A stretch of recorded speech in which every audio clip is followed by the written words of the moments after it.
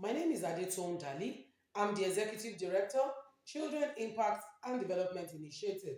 I'm a life coach, I'm a mentor, I'm a guide for young people, for parents on good parenting, on child protection. Today, I'll be talking about why children don't report abuse, sexual abuse particularly. Why? After spending your time, your energy, after spending sometimes even your resources to inform your children, to educate your children on child sexual abuse, you would expect that when they are abused, they will come running back to you to report the abuse. But that is not usually the case. Why? You would want to ask. I'll be giving answers to this question as I go on in this discussion. Children don't ordinarily visit their parents to report abuse. They keep it to themselves. They tell other people that are less significant in their lives. They would rather want to confide, maybe in their peers, in their friends. Why do we have this? One, fear. Our children are afraid when they have been abused, mostly because the abuser puts fear in them. Sometimes the abuser will say they'll kill their parents, they'll kill their siblings, there's this fear that the abuser instills in them, and that makes them keep the ordeal to themselves. What other things can be responsible for their not reporting abuse? The relationship they have with the abuser. In recent times, we've had close relatives, daddies, mummies, uncles, cousins, even siblings be perpetrators of abuse. Very, very sad. While we were growing up, our parents told us to be wary of strangers. Don't talk to a stranger. Don't take anything from a stranger. And that was the instruction we were given, to be wary of stranger. But guess what? In this present day, you have to tell your children to be wary of familiar danger. What do I mean by familiar danger? Dangers that can be caused by people that are familiar to them, people that are related to them. That is the era that we've been living in for a while now.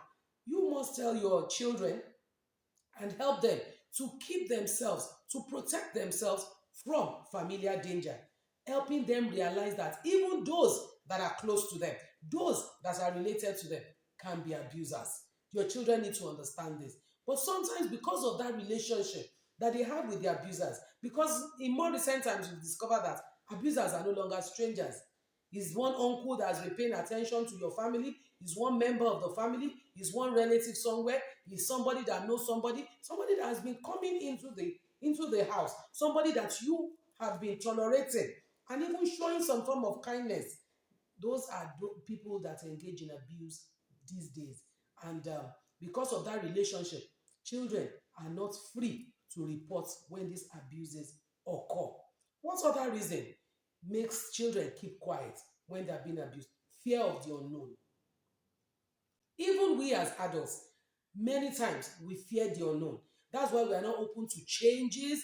That's why we guide our decisions, because of the fear of the unknown. A child has been abused.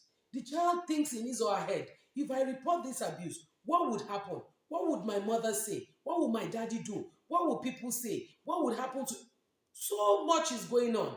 And the fear of the uncertainty about the outcome, makes them not to report. Fear of the unknown. They don't know what the outcome of their report will be. So they keep the abuse to themselves. Very sad, but very real.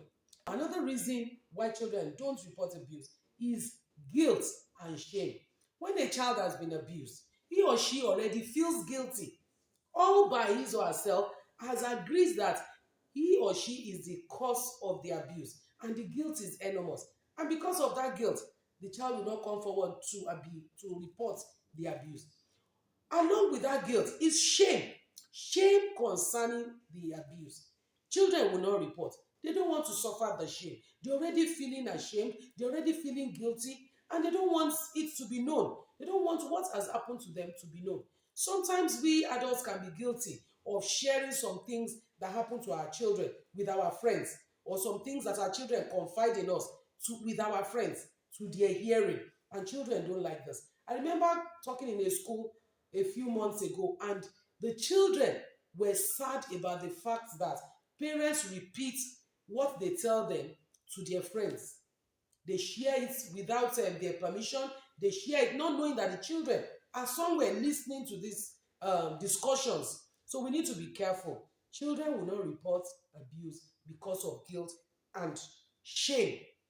Another reason why children will not report abuse, very sad but true, is the rewards that they get sometimes. When an abuser starts, he could have he or she could have lured the child with some form of reward. And then after a while, the child begins to enjoy even that reward. And because of the reward, will not want to report. It's very sad but real.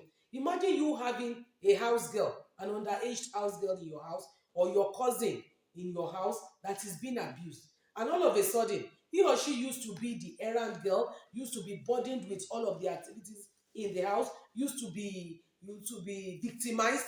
And all of a sudden, somebody is defending her from being victimized. Somebody is helping her to relieve some of the burdens. He or she will begin to enjoy the rewards and then will still no need to report abuse. It's very sad, but it's real. Abusers lure their victims with rewards, and when the victims enjoy the rewards, they do not want to report the abuse any longer. Another thing I want to talk about as a reason why children don't report abuse is lack of awareness. Do you know some children don't even know they are being abused when they are abused? Very sad. I remember the story of a girl, a GS1 student.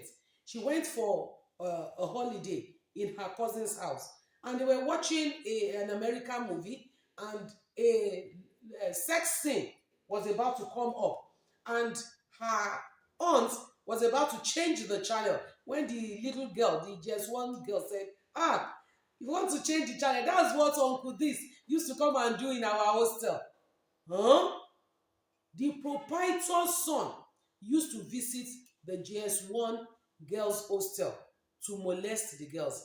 They used to take turns to sleep with the proprietor's son. And this girl, this girl was not aware she was being abused. She thought it was just a fun game they were having. So, Uncle this comes to the hostel. This is what he comes to do. And the aunt almost collapsed because she was saying it with so much glee, so much innocence. So we need to allow our children to be aware. Our children should be informed. Our children should be educated about child sexual abuse. They should be educated on how to protect themselves. They need to be educated on the advantages of speaking out. One of which is that the abuse can be stopped. The victim can be stopped from abusing other people. Our children need to be informed. They need to be aware so that we can stem the tide of child sexual abuse in the board. The conversation is on. Join the conversation. Do your part. After you have informed your children on the ills of child sexual abuse and how to protect themselves, you still need to be on the lookout to ensure that they are not abused. Don't assume that having informed them, having educated them, that they will come to you and report abuse. Please be on the lookout. Protect your children. They need you. Thank you.